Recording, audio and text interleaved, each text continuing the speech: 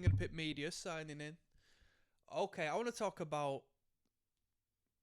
I mean, it's a record is a record to me. If you can spin it, it's a record. It's a little EP. It's a little EP I want to talk about. A 4 track, first track being an introduction. I think it came out 2006. Let me just double check that.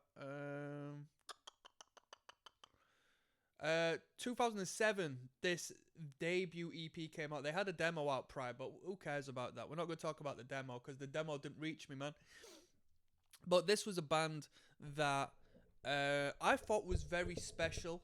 The band went on to have a couple of twists and turns in their history, musically speaking, with their output. Not in, well, in my opinion, in a detrimental fashion, but they didn't diminish the quality of their music as they developed. They simply went on their artistic journey and put out music that didn't appeal to me as much as what we're going to speak on. But this was the peak of MySpace. I'm going to call it deathcore, albeit you listen to the music and you're going to find so much more than your traditional deathcore. But back then, 2004 to 2008, maybe that particular period, all these deathcore acts, they had different elements to them. It was like the nu metal of the 90s. It's like, yeah, you could classify it as nu metal, but, System of a Down isn't Slipknot, and Slipknot isn't flipping, you tell me, Limp Bizkit and all this and that. They all had different characteristics, elements, and brandings, and the deathcore of them, this band put this EP out alongside the ranks. Who did we have? We had Bring Me the Horizon. We had, arguably, you tell me if it was deathcore, more so metalcore act, but it was within the same circle. You had Architects, who were coming up, and this is a British band I'm going to speak on, right? It's a British band I'm going to speak of. Even though not British, you had Job for a Cowboy, you had Suicide Silence, that were all doing crazy numbers in this particular period, or at least establishing a momentum in the metal market through a particular scene, through a particular youth movement that I was happy to be a participant of. This brutality and this overt extremity in metal was fantastic. And I know you had, more extreme forms of music. I mean, it's been going way before that, but for us, it was hitting us because it was coming to us via MySpace.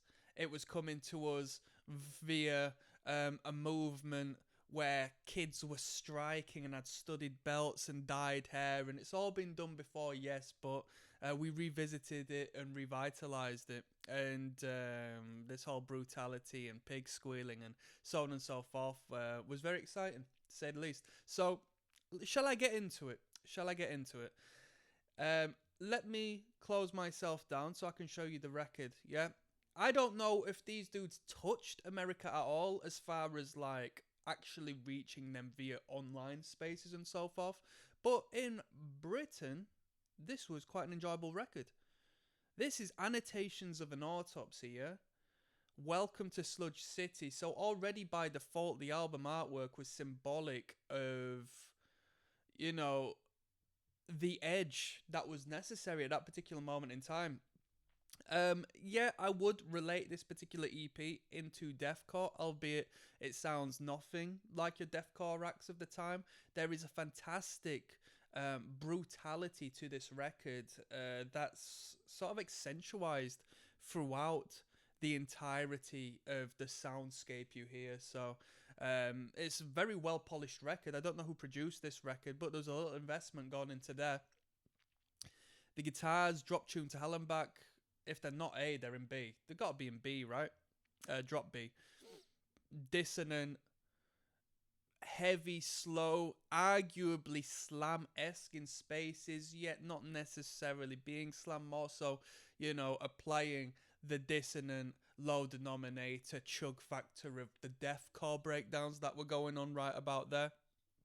But the vocals might be the selling point. The vocals sounds like the wind you would get from a broken creaky gate. Like the vocals really caught you off guard, and I would apply the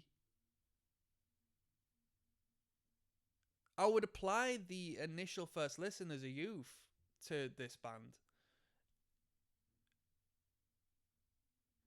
of synchronicity with Waking the Cadaver when they were doing their thing on YouTube with all of the funny lyric videos and so forth that the fans were putting out.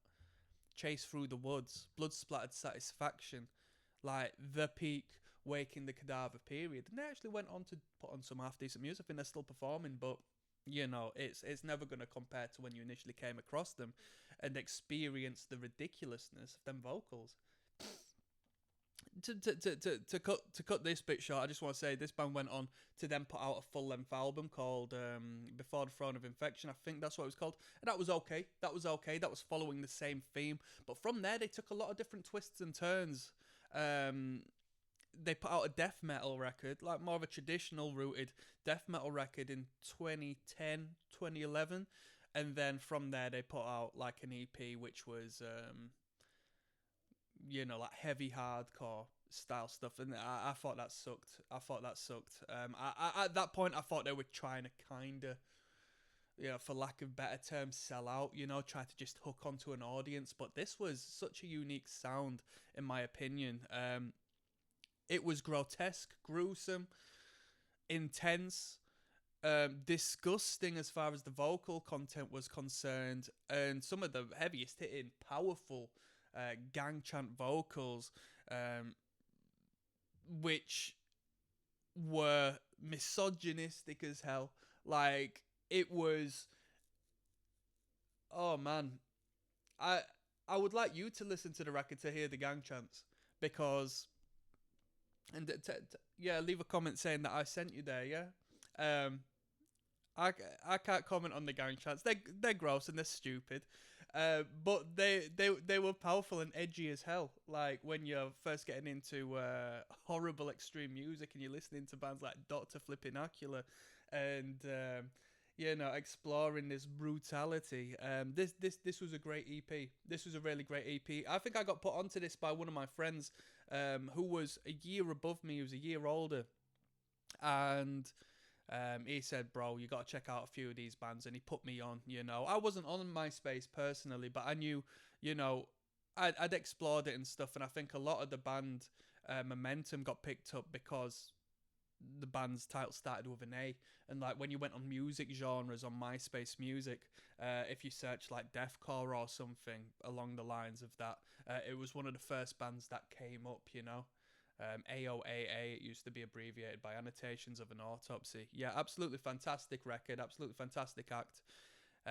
What more needs to be said? I did actually see this band a few times. I can't remember what bills I saw them on. Something makes me think I saw them with Suffocation. Something makes me think that, but I'm not too certain. I think I might have seen them with Suffocation, but then I saw them later on down the line at a festival, not by choice. They happened to be playing on the bill, and this was when they had put out like the heavy hardcore adjacent stuff. They made a return and you know, started wearing windbreakers and all this and that, and it just wasn't. It was. They should have rebranded and started a new project. And the frontman did put out like a they considered themselves Power Violence. I can't remember it being too Power Violence, other than the fact it was like short songs. But the frontman did do another band, which I remembered being okay back then.